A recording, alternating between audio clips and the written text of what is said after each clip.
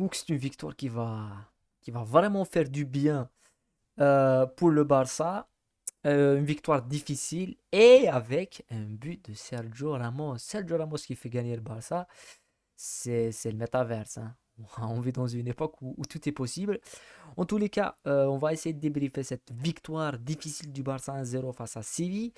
Une victoire qui, elle est importante, on va dire pourquoi elle est importante, parce que c'est pas un match facile, c'est pas un résultat facile, et justement, après ce qu'a vécu le Barça face à Mallorca, c'est quand même une victoire qui va calmer les choses, même s'il y a aussi des provocations, même ce soir. Donc, bienvenue une nouvelle fois à ce débrief. N'oubliez pas de liker au maximum et de vous abonner à la chaîne. On va commencer avec la première chose qui va nous intéresser dans ce match, c'est le match en lui-même. Et c'est comment les deux équipes, ces deux équipes qui jouent bien au football, avec deux entraîneurs qui essaient de proposer un jeu plutôt offensif, Mendilibar côté Séville et Xavi côté Barcelone. On a eu quand même deux équipes qui sont tenues tête, même si les situations les plus difficiles et les plus sûres étaient pour le Barça. Le Barça a manqué terriblement de cette première touche, en fait cette dernière touche. Il y avait vraiment un manque terrible de finition au Barça qui est vraiment assez surprenant quand tu vois les qualités qu'il y a offensif. Il y a toujours le mauvais choix dans les 10 derniers mètres. On parle vraiment des 10 derniers mètres. Donc je pense qu'il faut relativiser les choses. Mais pourquoi c'est une victoire qui est très, très importante, hein? C'est parce que ça vient après un nul. Déjà, ça vient après deux matchs difficiles, une remontada compliquée face à Salta Vigo, et derrière tu perds 2 points qui vont donner la première place possiblement au Real, peut-être si le Real bat demain Girona.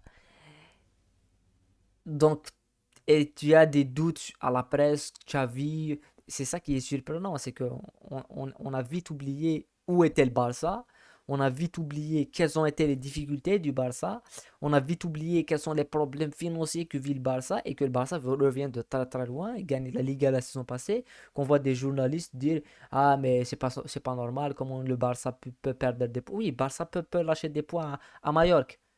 Hein? Mallorca a battu le Real Madrid l'année passée. Le Real Madrid est allé en demi-finale de Champions League. Ça arrive de perdre des points à Mallorca. C'est ça que je ne comprends pas dans le football. Maintenant, dans la presse. C'est-à-dire qu'il y a 10 ans, le Real Madrid prenait 4 buts à Alcorcón. C'était un scandale, mais on savait que c'était possible. Là, on dirait que c'est pas possible, que c'est interdit pour des équipes comme le Real, comme le Barça de perdre. Elles vont perdre des matchs. Elles vont perdre face à des petites équipes. C'est ça le football. Mais derrière, il faut se relever. Et c'est pour ça que je dis que c'est une victoire importante. C'est que derrière, tu joues Valence, tu joues Séville, qui est en pleine forme, qui est revenu en pleine forme, et tu la joues sans beaucoup de blessés, avec un nouveau turnover, 2 jours seulement après Mallorca. Ça, c'est quand même quelque chose de difficile. Ça, c'est quand même quelque chose de difficile qu'il faut évidemment prendre en compte. Et derrière, tu as des joueurs qui se blessent, hein. On a eu quand même la blessure une nouvelle fois de Rafinha qui sort. Et je pense que c'est un mal pour un bien. On va le dire ça. En tous les cas, c'était un match compliqué où je vais dire les choses claires et nettes. Ramos a fait un grand match. Défensivement, offensivement, il était extrêmement dangereux. Je pense que Ramos était venu avec une grinta qu'on connaît à lui, c'est de gagner, c'est de battre le Barça, c'est cette grinta qu'on connaît à Sergio Ramos. Sergio Ramos. C'est pas quelqu'un qui fait des choses à moitié. Et malheureusement, ce soir, c'est pas, ça n'est pas arrivé comme il le souhaite en marquant ce but-là d'une tête de Yemil Yamal. Et ça, il marque contre ses buts. Et il y a quand même un petit truc qui était exceptionnel pour ce match.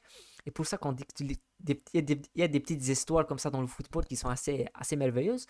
Il y a en 2015, ouais, c'était en 2015, puisqu'il y a Pepe et c'était en 2015, voilà. C'était en 2015-2016. Non, je pense que c'était en 2015 ou 2016. C'est lors de l'hommage à. C'est en 2016, je pense. Je pense que c'est en 2016. Le Real a gagné ce match 2-1. C'est lors de l'hommage à Johan Cruyff, je pense. Oui, je pense que c'est ça, c'est en 2016. Et Ramos qui rentre avec lui, il y a un certain petit, c'est Lamine Yamal. Et c'est Lamine Yamal. Et ce soir, Lamine Yamal, il marque, enfin il marque pas, mais il rentre, il affronte Ramos, ils sont face à face, et c'est Lamine Yamal qui fait une tête pour que Ramos, ici présent, la marque. C'est une histoire assez exceptionnelle quand même. Il faut dire les choses comme elles sont. Moi, je pense que on a assisté quand même ce soir à un truc historique. Ramos, pour son âge, il est beaucoup meilleur que, on va pas dire 50, mais 50% des défenseurs de Liga. Il a un truc, physiquement, il court pas comme avant, mais son intensité, son rythme, sa folie, elles sont importantes. Et pas derrière quand t'as pas les mêmes jambes, hein. On l'a vu sur le but, il pouvait pas s'effacer, il a pas les mêmes jambes qu'il avait avant. Moi, je pense que Ramos a quand même fait un bon match, mais derrière, tu as Lamine Yamal qui fait un match exceptionnel aussi. Et derrière, il y a pour moi l'homme du match, enfin, il y a deux hommes du match. Il y a l'homme du match habituel pour le Barça. L'homme du match habituel pour le Barça, c'est Gavi. Tout le monde le sait, c'est l'homme du match habituel pour le Barça. Aujourd'hui, Gavi, c'est 12 kilomètres. 12 kilomètres courus. Il est partout. Il a sauvé un but en première mi-temps. Il a créé beaucoup de situations. Il a fait meneur de jeu, défenseur, milieu défensif, défenseur central, arrière gauche, ailier gauche, latéral. Il a fait tout. C'est l'homme du match du Barça. Gavi, on le laisse à côté. C'est l'homme du match dans tous les matchs. Voilà. Pour moi, c'est le poumon du Barça, c'est le cœur du Barça.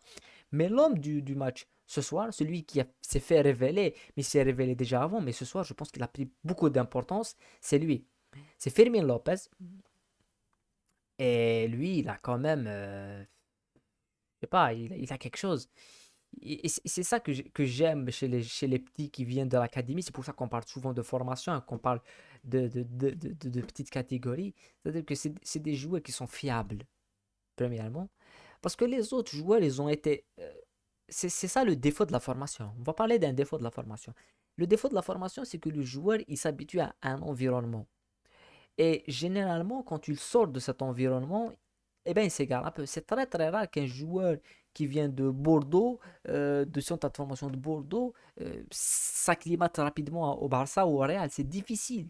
Il faut que ces joueurs aient quelque chose de plus. Et quand tu vois les joueurs qui viennent de la Masie, on parle de Fermin Lopez, on parle de Gavi déjà, on parle de, d'un joueur comme Lamine Yamal, Baldé, euh, ces joueurs-là, ils ont quand même pris une ampleur rapide au sein de l'effectif du Barça. Et c'est parce que, premièrement, ils connaissent le club, parce qu'ils ont ce que ça veut dire le club dans leur cœur, et dans leur ADN, et derrière, ils ont des qualités. Il ne faut pas qu'on le limite, qui vient plus que de l'académie. Ils ont des qualités exceptionnelles. Et ce soir, on les a vus, les qualités de Fermin Lopez dans la récupération, dans la projection offensive, dans la manière. Et ce que j'aime chez ces petits, c'est-à-dire que et c'est ce que j'apprécie beaucoup plus aussi chez Gavi, chez Lopez, chez Yamal, chez tous ces gamins qui viennent, c'est qu'ils ont de la personnalité. Ils ont une personnalité exceptionnelle. Ils peuvent rentrer dans n'importe quel adversaire, faire des gros matchs. Ils ont peur ni du Real, ni de Manchester. Et c'est ça que j'apprécie. Voilà. Ça, c'est quand même quelque chose d'important. Une victoire importante pour le Barça pour ne pas rentrer dans le doute. Parce que si ce soir ils font un nul, il y a nul à Majorque. Voilà, nul ce soir. Les prochains matchs, c'est Porto, qui est un match qui est vraiment le match de Champions League qu'il faut ne pas rater. Euh, Ça aurait mis un petit peu le doute et on rentre dans 2 mois qui sont toujours des mois calamiteux pour le Barça, pour n'importe quelle équipe. C'est les mois d'octobre et les mois de novembre qui sont des mois, surtout le mois de novembre, qui est le mois d'Halloween. Et il faut toujours gagner le plus de points. Et ce soir, le Barça s'en sort merveilleusement bien. Certes, ça perd Rafinha, mais ça gagne Fermin Lopez qui, lui, il est là pour 10 ans, pour 15 ans, pourquoi pas. C'est un jeune qui a quand même du talent et qui des petits ponts, récupération, il court dans tous les sens et la générosité qu'ils ont. Quand tu vois Gavi qui te fait 12 kilomètres, Gavi c'est ça que je voulais poser comme question et je me la pose. C'est-à-dire quand tu vois les qualités de Gavi, tu te dis dans un autre club, peut-être qu'il ne sera pas au même niveau. Parce qu'il y a quand même un supplément d'âme que le maillot rajoute. Tu vois, quand il met, je pense, le maillot du Barça, il est dans cette ambition. Et ailleurs, il jouera au football, à Liverpool. Oui, il sera en mission pour Liverpool, mais c'est pas comme ton club de cœur, comme dans le club où tu as fait toutes tes classes et tu arrives en équipe A et tu veux jouer en équipe A et tu rêves de jouer en équipe A. C'est pas la même chose. Et c'est pour ça que je dis que la passion doit être au-dessus, à un moment, pas tout le temps, mais au-dessus du business et tout ce qui se passe. Mais malheureusement, quand tu vois des matchs, c'est pas le cas. Et pour ça qu'on est un petit peu heureux que des jeunes joueurs comme ça, qui sont Fermin Lopez, si tu le mets dans un transfer market, et tu vois des joueurs qui peuvent aller jusqu'à 60, 80 millions, alors qu'ils n'ont même pas 1% de ses qualités. Et je parle pas que celui, tu vois des joueurs qui sont dans la réserve du Real Madrid, dans la réserve de l'Atlético Madrid, quand tu vois la sortie fulgurante des petits jeunes de l'Atlético qui viennent en équipe A et qui jouent au football, eh ben, ils ne se vendraient pas parce qu'ils n'ont pas la cote. Mais il faut qu'ils jouent, il faut qu'ils explosent. Non, tu vois des joueurs qui viennent de ce tas de formation comme Dembélé qui vient à Rennes, il a tout de suite explosé, une cote élevée, avec une somme de transfert élevée, il est vendu à Dortmund, puis il va au Barça pour 120 millions, alors qu'il ne vaut même pas 30 millions. C'est la moitié d'un joueur. On ne peut pas me dire ce soir, le match qu'on a vu de Yamal, ce qu'on voit de Yamal, l'a pas fait Dembélé. Il ne le fera pas. Et c'est ça qui est triste. Quand tu vois une équipe comme le Barça, pourquoi elle arrive à cette situation? C'est à cause de ça. Elle a oublié qu'elle était une équipe formatrice, qu'elle sortait des Pedri, des Pedro, euh, comme elle le fait maintenant, hein. Comme elle le fait maintenant avec Xavi, avec Puyol et tout. Elle a oublié, elle est allée dépenser son 50 sur Coutinho. Des Coutinho, tu peux en fabriquer 20. Des Dembélé, tu peux en fabriquer 20. Et c'est bien que quand ça arrive en crise, on est obligé de retourner aux sources. Voilà. Donc demain, un gros choc. Real Madrid-Girona. Ça, c'est un match à suivre. Ça, c'est un match à suivre. Voilà. Prenez soin de vous. On appuie sur vous.